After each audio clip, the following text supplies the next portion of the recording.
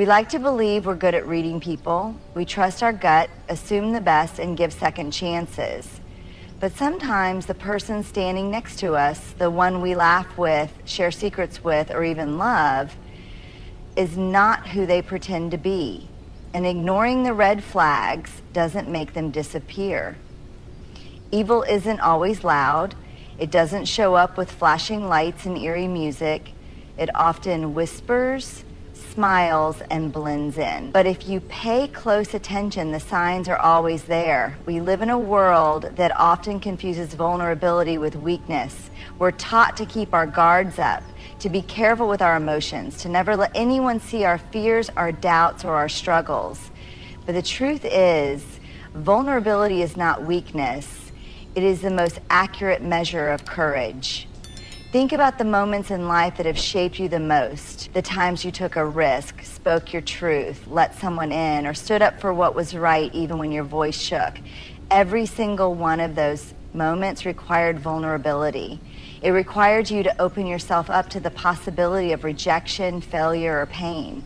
But without that willingness to be vulnerable, real connection, growth, and authenticity are impossible. Evil people understand this, but they don't see vulnerability as a strength. They see it as an opportunity, they exploit it. They use it to manipulate, control, and break people down. They prey on those who are open and trusting because they know that a person who is vulnerable is also someone who feels deeply, who loves deeply, and who hopes deeply. And those are the very things they seek to destroy. But here's what they don't realize. True strength doesn't come from hiding behind walls. True strength is come from hiding behind walls. It comes from standing in the open and saying, this is me. My heart is open. My feelings are real, and I refuse to be ashamed of that. Being vulnerable means choosing honesty over pretense. It means refusing to live a life dictated by fear. And when faced with someone who tries to use your openness against you, vulnerability becomes your greatest weapon. Because the moment you stop hiding is the moment you take back your power. Yes, being vulnerable means you might get hurt. It means you might trust the wrong person. But it also means that you are truly living, not just existing behind a mask of indifference. It means you are showing up as your full, authentic self. And no matter how much someone tries to twist that into a weakness, the truth remains only the truly brave have the courage to be vulnerable. Empathy is one of the most powerful human emotions. It's what allows us to connect, to understand, to see the world through someone else's eyes. It's what makes us reach out when someone is hurting, what compels us to help even when we gain nothing in return. But just as empathy has the power to heal, it also has the potential to be exploited. And evil people, those who lack genuine compassion, know this all too well. Empathy, the ability to feel with others. At its core, empathy is about stepping outside of yourself and into another person's experience. It's the quiet hand on a shoulder when no words can fix the pain. It's the friend who sits with you in your sadness instead of offering empty platitudes. It's the stranger who stops to help simply because they can. Empathy is selfless. It doesn't ask, what do I get out of this? It doesn't see kindness as a transaction. It exists purely because we, as human beings, are wired to connect. But there's a dark side to this, one that people with malicious intent are quick to exploit. Because empathy is a gift, and gifts can be stolen, used, and manipulated. Exploitation. When empathy becomes a weapon, evil people don't feel genuine empathy. They don't experience guilt the way others do. They don't lose sleep over the pain they've caused. But what they do have is an understanding of empathy, not to use it, but to manipulate those who do. They know how to twist a kind heart into a tool for their own gain. They'll use guilt to control, making you feel selfish for setting boundaries. They'll play the victim, weaving elaborate sob stories to make you question your own judgment. They'll pretend to be misunderstood, broken, or helpless, just enough to keep you invested in fixing them. And before you realize what's happening, your empathy has been turned into a leash. You excuse the inexcusable because they've been through a lot. You sacrifice your own well-being because they need you. You stay in toxic relationships, toxic friendships, toxic environments, not because you don't see the harm, but because your empathy convinces you that you can save them. But here's the hard truth. Empathy does not heal a person who thrives on exploitation. No amount of understanding will change someone who is committed to using you. No level of patience will fix a person who sees your kindness as a weakness. The difference between compassion and self-sacrifice, there is nothing wrong with being kind. There's a fine line between compassion and self-sacrifice. And once you cross it, you are no longer helping, you are being used. True empathy doesn't mean allowing yourself to be drained, manipulated, or controlled. True empathy means recognizing when your kindness is being taken advantage of and having the strength to walk away. Evil people will always test your boundaries. They will push, guilt trip, and manipulate to see how far they can go. But it's up to you to decide, is this real connection or is this control? Is this mutual or is this one-sided? Is my empathy being valued or is it being exploited? And if the answer points to exploitation, the most compassionate thing you can do for yourself and for your future is to walk away. Because real empathy, the kind that changes lives, should never come at the cost of your own. Shame is one of the most powerful emotions a person can feel. It cuts deeper than guilt, lingers longer than fear, and has the power to shape how we see ourselves. While guilt says, I did something bad, shame whispers, I am bad. And that is exactly why evil people use it to control others. If someone can make you feel ashamed of who you are, they can manipulate you. If they can convince you that you are unworthy, broken, or fundamentally flawed, they can keep you trapped. Because a person who is ashamed will bend over backward to prove their worth, even to the people who are hurting them. And that is where the cycle of control begins, how evil people use shame as a weapon. Shame doesn't just appear out of nowhere. It's planted, nurtured, and carefully crafted. People with malicious intent know exactly how to make you question yourself. They don't attack you outright. Not at first. Instead, they plant tiny seeds of doubt, slowly chipping away at your confidence. They'll disguise insults as jokes, laughing at your insecurities in a way that makes you wonder if you're overreacting. They'll make backhanded comments like, you used to be so much fun, or I miss the old you, making you feel like you've lost something essential. They'll criticize your dreams, your choices, your personality, always with just enough subtlety to make you second guess yourself. And then when you finally call them out, they flip it on you. You're too sensitive, you can't take a joke, you're making a big deal out of nothing. Suddenly, the problem isn't their behavior, it's your reaction. And just like that, the shame deepens. You begin to question your own reality. Maybe they're right. Maybe I am overreacting. Maybe I am too much. And that's exactly where they want you. Shame keeps you small. The goal of shame-based control is simple, to keep you small.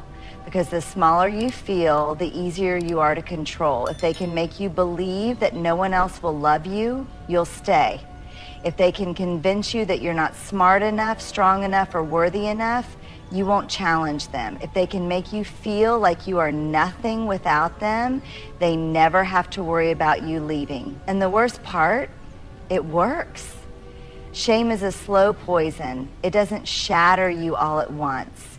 It erodes you bit by bit until one day you look in the mirror and don't recognize yourself.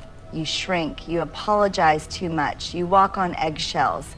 You become so desperate to please that you forget how to be. Breaking free from shame-based control, the first step in breaking free is recognizing the pattern. If someone in your life constantly makes you feel less than, if they use shame to keep you silent, dependent, or afraid, that is not love. That is not friendship. That is control. The second step, reclaim your power. Evil people use shame because they fear one thing above all else, a person who knows their worth. They don't want you to realize that you are strong, that you are valuable, that you don't need their approval to exist. Because the moment you recognize your own worth, their control shatters. You don't have to prove anything to someone who thrives on tearing you down. You don't have to justify your feelings, your choices, or your existence. You are not too much, too sensitive, or too difficult. You are exactly enough as you are. And the strongest thing you can do, the thing that terrifies them the most, is to stand tall, look them in the eye and say, I am not ashamed. You don't control me. Because the moment you stop believing their lies, they lose all their power, and you get your life back. Boundaries are one of the most powerful tools we have for protecting ourselves. They are the invisible lines that define what we will and will not accept in our lives. They tell the world how we expect to be treated, and more importantly, they teach us how to honor and respect ourselves. Yet, for many of us, setting boundaries feels uncomfortable. We hesitate, we worry about being perceived as selfish, rude, or unkind. We fear rejection, conflict, or hurting someone's feelings. But here's the truth. Boundaries are not about pushing people away. They are about protecting your well-being. And the people who get the angriest when you set boundaries, those are the very people who benefited from you having none. What are boundaries and why do they matter? Boundaries are not walls. They are not meant to isolate us or keep people out. Instead, they act as a filter, allowing in the good while keeping out the toxic. Think of them as a protective force field, one that ensures your relationships are based on mutual respect, not manipulation or control. A strong boundary might sound like, I will not tolerate being yelled at or insulted. I am happy to listen, but I will not be guilt-tripped or manipulated. I love and care for you, but I cannot be responsible for fixing you. These statements are not cruel, they are not selfish, they are declarations of self-respect. And people who genuinely care about you will respect them. But toxic people, they will fight them. Why evil people hate boundaries? People who thrive on control, manipulation, and toxicity despise boundaries. Why? Because boundaries strip away their power. When you say no, they can no longer demand your time, energy, or emotional labor. When you set limits, they can no longer guilt trip or manipulate you into doing what they want. When you refuse to tolerate abuse, they can no longer control you through fear or shame.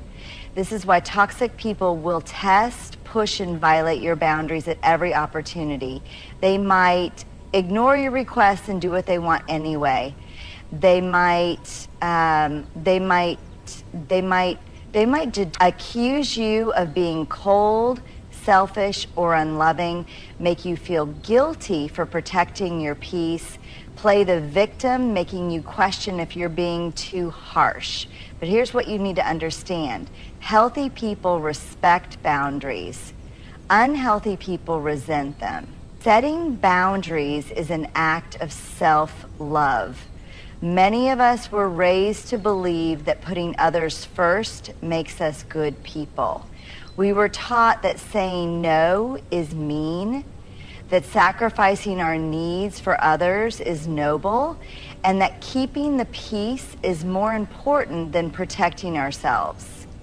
But self-sacrifice at the expense of your mental and emotional health is not kindness, It's self-abandonment. When you allow people to mistreat you, take advantage of you, or drain you, you are teaching them that their needs matter more than yours.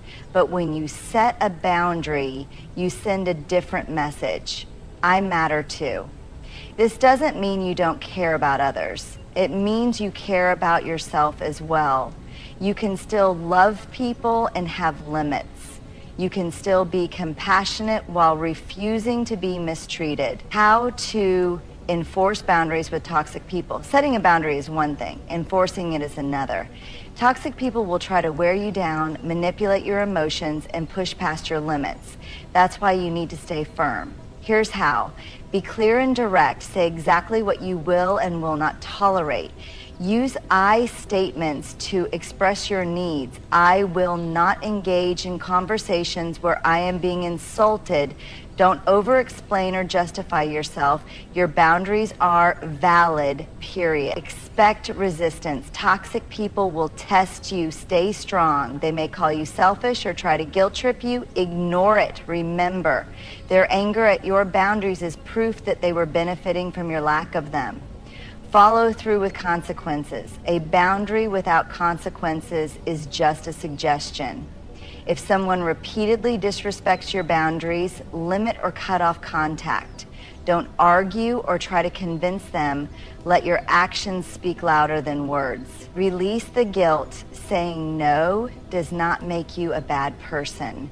You do not have to set yourself on fire to keep others warm. The right people will respect your limits. The wrong people will resent them. Let them. The freedom that comes with boundaries. The first time you set a boundary, it will feel uncomfortable. You might second guess yourself. You might worry about upsetting someone, but over time, you will realize something life-changing. You don't have to be available to everyone. You don't have to justify your limits. You don't have to keep people in your life who make you feel small. Boundaries do not push good people away. They push the wrong people away. They protect your energy, your peace, your sense of self. So if someone in your life reacts with anger, guilt tripping, or manipulation when you set a boundary, ask yourself, why would someone who claims to care about me be upset that I am protecting myself? That question alone will tell you everything you need to know. At the end of the day, boundaries are not about changing toxic people. They are about changing the way you allow yourself to be treated. And that is one of the most powerful things you will ever do. There comes a moment in life when you realize that standing alone is the only option left. Maybe it's after years of tolerating mistreatment, constantly bending to make others comfortable, or sacrificing your happiness just to keep the peace. Maybe it's after recognizing that some people will never change, no matter how much love, patience, or understanding you offer. And in that moment, you are faced with a choice. Stay and shrink, or walk away and grow. Choosing to stand alone is terrifying. It means stepping away from comfort, even if that comfort is toxic. It means letting go of people you once thought would always be in your life. It means facing the unknown without a safety net, but it also means something else, freedom. Why standing alone feels so hard? Human beings are wired for connection. We crave belonging, love, and acceptance. From an early age, we are taught that strength is found in numbers, that being part of a group means we are safe, valued, and protected. So when you find yourself at a crossroads, realizing that the people around you are toxic, manipulative, or unsupportive, the idea of leaving can feel like a betrayal, not just of them, but of yourself. You question everything. What if I'm overreacting? What if no one else understands? What if I end up completely alone? These thoughts are normal, but they are also part of the fear that keeps people stuck in unhealthy situations far longer than they should be. But here's the truth. You can survive standing alone. You cannot survive losing yourself just to fit in. The cost of staying in the wrong place. When you surround yourself with the wrong people, those who manipulate, gaslight, or take advantage of your kindness, you pay a price, and that price is often yourself. You silence your voice just to avoid conflict. You accept mistreatment because you're afraid of confrontation. You tolerate behavior that makes you feel small, unworthy, or invisible. You keep hoping things will change even when deep down you know they won't. And over time, you become a stranger to yourself. The version of you that once dreamed big, spoke boldly, and moved freely is replaced by someone who walks on eggshells, questions their worth, and settles for less than they deserve. That is the real danger of refusing to stand alone, because when you stay in the wrong place for too long, you lose sight of who you were meant to be. The strength in walking away, the decision to walk away, to stand alone, does not mean you are weak. It does not mean you are giving up. It means you are choosing yourself. And that is the greatest act of strength there is. Walking away means choosing your peace over pleasing others, setting boundaries and actually enforcing them, no longer tolerating disrespect, manipulation, or abuse. Letting go of the need to be understood by people who refuse to see you clearly. It means recognizing that you deserve better, even if it means finding better alone. At first, it will feel lonely. The silence after cutting off toxic people will feel deafening. The space they once filled will feel empty. But over time, something incredible happens. That space is replaced with peace. You begin to feel lighter. You stop questioning yourself. You realize that being alone is not the same as being lonely. It is an opportunity to rediscover who you are without the weight of unhealthy relationships holding you down. The world opens up when you stand alone. When you remove toxic people from your life, you make room for those who truly deserve to be there. When you stop tolerating disrespect, you create space for real love, real friendships, and real support. When you stand alone, you stand in your power, and the people who are meant to be in your life, the ones who respect, support, and uplift you, will find their way to you, because you are no longer dimming your light to make others comfortable. You are shining as your full, unapologetic self. Evil does not always come with a warning sign. It does not always announce itself with cruelty or aggression. More often than not, it is subtle, disguised as love, concern, or even friendship. It works through shame, manipulation, and control, slowly chipping away at your confidence, your boundaries, and your sense of self. But here's what you must remember. You are not powerless. You have the right to protect yourself from those who exploit your empathy. You have the right to release shame that was never yours to carry. You have the right to set boundaries without explanation or guilt. You have the right to walk away from relationships that drain, diminish, or dishonor you. And most importantly, you have the right to stand alone if that's what it takes to reclaim your peace and dignity. True strength is not found in how much you endure, but in how fiercely you choose yourself, even when it means disappointing those who benefited from your silence. So as you move forward, ask yourself, who am I giving my energy to? Who am I allowing into my life? Are they lifting me up or are they tearing me down? Because at the end of the day, you are the guardian of your own soul. You are the one who decides what you will and will not tolerate. And when you finally choose yourself, your peace, your power, your worth, nothing and no one can take that away from you. Stand tall, set your boundaries, walk away when necessary, and never, ever shrink to make someone else comfortable.